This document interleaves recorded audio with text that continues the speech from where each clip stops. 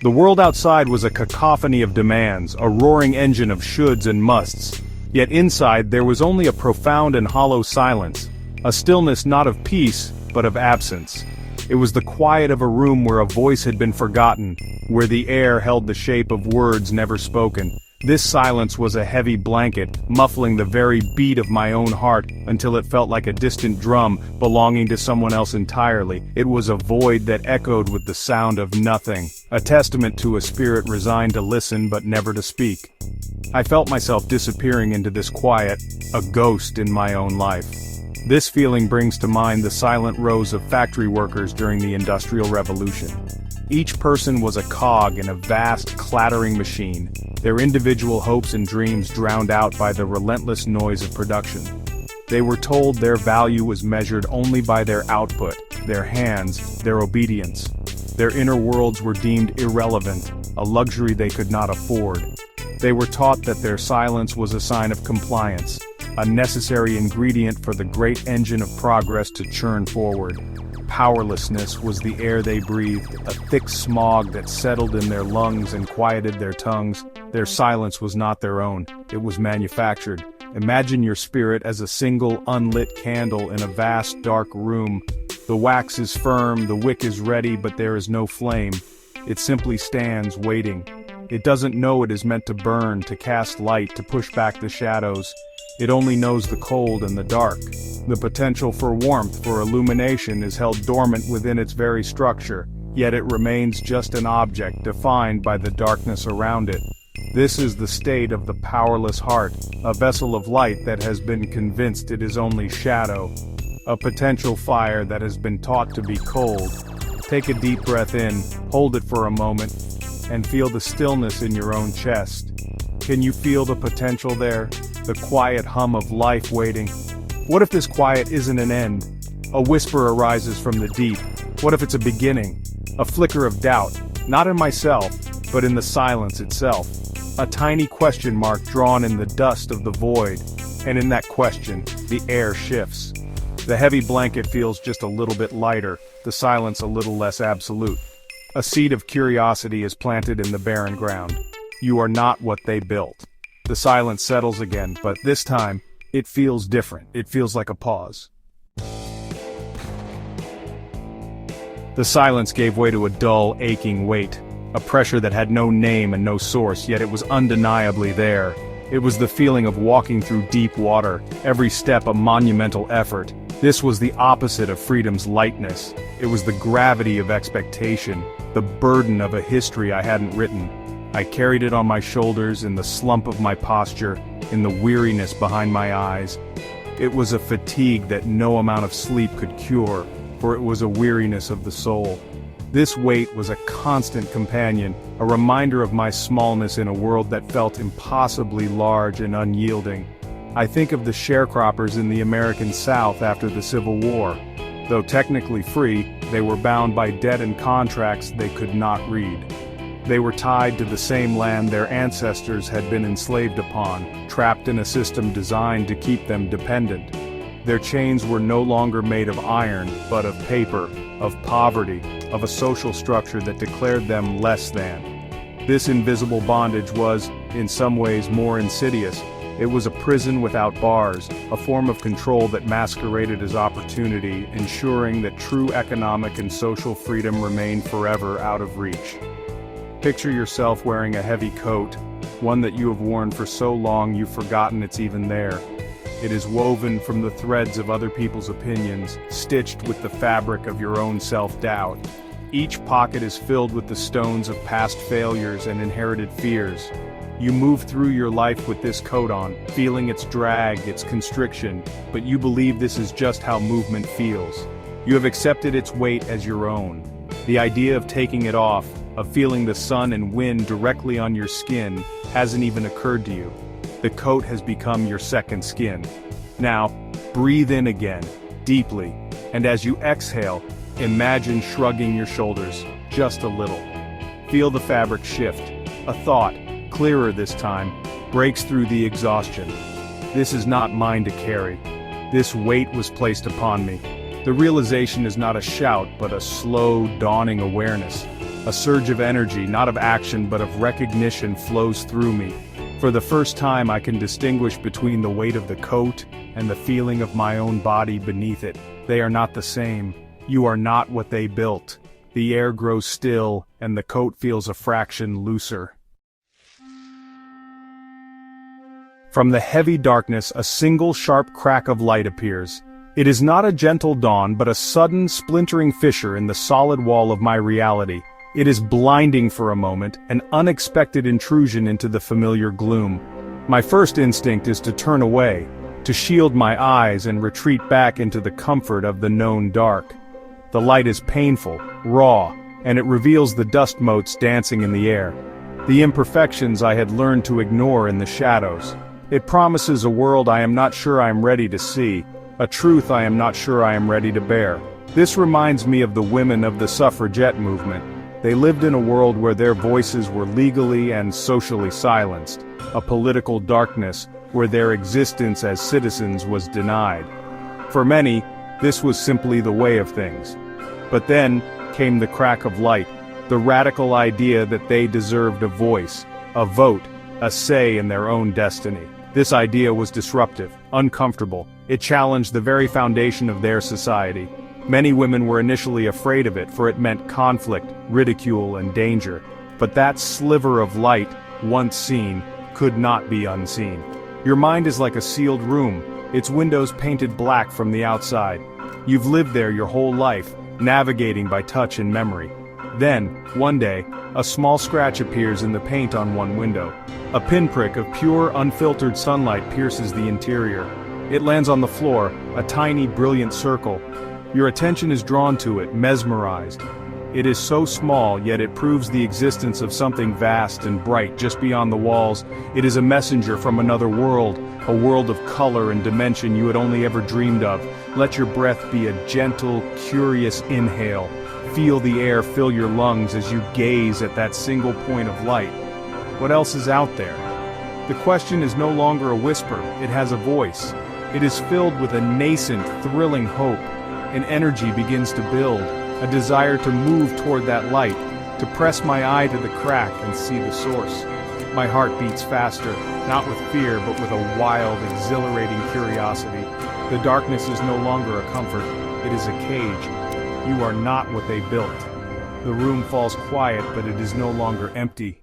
It is filled with the promise of that light. The stark contrast of light and dark softens into a landscape of possibility. Where there was once only a single point of brilliance, there are now intricate patterns, like the veins of a leaf held up to the sun. The light is no longer a weapon but an invitation. It illuminates paths I never knew existed, casting long shadows that give shape and depth to my inner world. It is like discovering a map, not of a place but of a potential self. The lines and contours are unfamiliar, written in a language I am just beginning to understand, but they point toward a destination called sovereignty. This journey of discovery mirrors the age of exploration. For centuries, European maps showed a world that ended abruptly, the oceans filled with monsters and warnings of here be dragons. The unknown was a place of terror. But a few brave souls, driven by curiosity and a belief in something more, sailed into that void. They charted new coastlines, discovered new lands, and redrew the known world. They replaced the illustrations of fear with the confident lines of coastlines and continents. The map of the world expanded, not because the world itself grew, but because human perception of it did. Imagine you are standing before a tightly furrowed scroll. It is ancient, delicate, and sealed with wax. For years you saw it only as an object, a relic. But now, with the courage born from that first crack of light, you break the seal. Slowly, carefully, you begin to unroll it. As you do, a beautiful hand-drawn map is revealed. It is a map of your own soul, complete with forgotten rivers, hidden forests, and mountains you never knew you had the strength to climb. It is not a map of where you have been, but of everywhere you could possibly go. With a slow, steadying breath, you trace one of the lines with your finger. A powerful surge of recognition electrifies your body. This is me. All of this is me. The map is not a prescription, it is a permission slip. It doesn't command you to go anywhere, but it shows you that you are free to travel. The lie that you were a tiny, featureless dot on someone else's map begins to dissolve. The world within you is as vast and as real as the world outside. You are a territory unto yourself. You are not what they built. A calm reverence descends as you gaze at the unfurled scroll, the silence of a cartographer before a grand new work. The quiet reverence of discovery is suddenly shattered by a sound, my own voice. It's not the timid, hesitant whisper from the shadows, but a roar that comes from the diaphragm, from the earth, from a place of deep and certain power. It's the sound of no to the invisible chains and yes to the unfurling map. The sound is so loud, so resonant, it surprises even me. It vibrates through my bones, shaking loose the last vestiges of the old silence. This is the sound of a boundary being drawn, a declaration of selfhood that echoes in the newly illuminated chambers of my being. This eruption of voice honestly reminds me of the Stonewall Uprising. For years, the LGBTQ+ community had been forced into the shadows, their existence policed, their identities deemed criminal.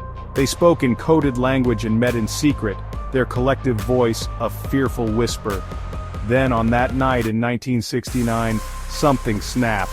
The whispers consolidated into a defiant roar. It was a spontaneous, explosive refusal to be intimidated any longer. That roar did not ask for acceptance, it demanded it. It was the sound of a people claiming their own narrative, refusing to be defined by a society that had tried to erase them. Think of your voice as a sleeping lion in the cave of your heart. It's been dormant for so long, fed a diet of compliance and fear, that you forgot it was there. But the light has woken it, the discovery of the map has stirred it, and now it rises. It stretches its powerful limbs, and it lets out a roar that is not about anger, but about presence. It is the sound of life itself, untamed and undeniable. The roar clears the air, announces its territory and stands, magnificent and certain, in the center of your own kingdom. It is the sound of your own power, reclaimed. Take a breath that feels like the deep, powerful inhale a lion takes before it roars. Feel your chest expand, your spine straighten. I am here. The thought is not a thought, it is a decree. It is a cellular truth that resonates through every part of you. The energy is immense, a supernova of self-realization. This is the peak, the moment the tide turns for good. The force of your own being, finally unleashed, is a storm of beautiful, creative, and unstoppable power. You are the storm. You are the voice. You are the presence. You are not what they built. The roar fades, leaving a ringing, powerful silence in its wake. The echo of that roar fades, and in its place comes a great cracking sound. It's not the sound of something breaking, but of something breaking free. The mold, the carefully constructed persona that was built by family, society, and honestly my own fear begins to shatter. It falls away in large, hollow pieces like a clay sculpture cracking off an iron core. The noise is jarring, a messy and chaotic process. But beneath it there is no void. There is something solid, something real, something that was there all along, just waiting to be revealed. It is the raw material of my true self. This process, calls to mind the fall of the Berlin Wall. For decades it stood as a stark, concrete symbol of division and control. It was a physical manifestation of an ideology, a mold that forced millions into a prescribed way of life. Its surface was covered in the graffiti of defiance, but its structure seemed permanent. Then, in a stunning, almost surreal turn of events, it was breached. People came with hammers and chisels, and the wall began to crumble. The shattering was not a quiet or orderly event. It was a joyous, chaotic dismantling of a structure that had imprisoned the human spirit. Imagine you are a statue carved into a shape that was pleasing to others. You've held the pose for so long that your muscles have atrophied. You've been painted and polished to fit a certain aesthetic. But the roar from within has sent a tremor through you. A crack appears on your marble skin, then another and another. The shell of the statue breaks apart, not from an outside force, but from an internal expansion. The pieces fall to the ground, revealing not a rough block of stone but a living, breathing being, stretching its limbs for the first time. Breathe into this new freedom, a full, deep breath that reaches into muscles you haven't used in years. Feel the release. A surge of pure, unadulterated life force floods your system. This is who I am, unfinished, unpolished, and real. The joy is not loud but deep and profound. It is the relief of putting down a mask you didn't even know you were wearing. It is the simple, powerful bliss of authenticity. The breaking pieces are not a loss, but a liberation. You are not what they built. The dust settles and you stand quietly in the beautiful rubble of your own liberation. The chaos of the shattering settles into a quiet, creative stillness. I am standing in the rubble of who I was supposed to be, surrounded by the raw materials of my own life. The feeling is no longer one of being a victim of construction, but of being the architect. The noise of demolition has been replaced by the focused silence of a workshop. It is a space of infinite potential. There is a sense of calm authority. The feeling of holding the blueprints to a new structure. One that will be built not from expectation, but from truth. This transformation honestly reflects the spirit of the Renaissance. After the rigid dogma and intellectual stagnation of the Middle Ages, there was a rebirth of humanism. Artists, scientists, and philosophers began to look at the world and the human experience with fresh eyes. They were no longer content to simply replicate old forms. They became the architects of a new age, believing in the power of human ingenuity and individual potential. They took the raw materials of classical knowledge and their own direct observations to build a new, more human-centered world. They chose to be the creators of their culture, not just its inheritors. Picture yourself as a builder, standing on a clear plot of land. The ruins of the old imposed structure have been cleared away. The sun is warm on your back. In your hands you hold not a pre-written set of instructions, but a blank sheet of paper and a pencil. The tools are simple, but the power they represent is immense. You are free to design any structure you can imagine. A home with wide windows to let in the light, a tower to see the horizon, a garden to cultivate life. The choice is entirely yours. You are the designer, the engineer, the builder. Take a slow, deliberate breath, the kind an artist takes before making the first mark on a canvas. A wave of calm, focused energy rises within you. I will build with intention. I will build with love. I will build with my own hands. This is the quiet joy of creation, the deep satisfaction of bringing something into existence that is a true expression of your own spirit. There is no rush, no pressure. There is only the patient, sacred work of building a life that is authentically your own. You are not what they built. The silence that follows is filled with the hum of potential, the quiet before the work begins. The focused energy of the architect softens into the gentle, nurturing calm of a gardener. The work of building is done. Now begins the work of living, of tending. Where there was once a blueprint, there is now a garden. It is a place of organic growth, not rigid structure. Some parts are wild and untamed, others are carefully cultivated. It is a space that is constantly changing, growing, and evolving with the seasons. The frantic noise of becoming has been replaced by the peaceful rhythm of being. It is a sanctuary built not of stone but of life itself. This state, reminds me of the modern mindfulness movement, a response to a culture of relentless productivity and external validation. We are taught to be human doings rather than human beings, our value measured by our accomplishments. Mindfulness practice is the act of tending to the inner garden.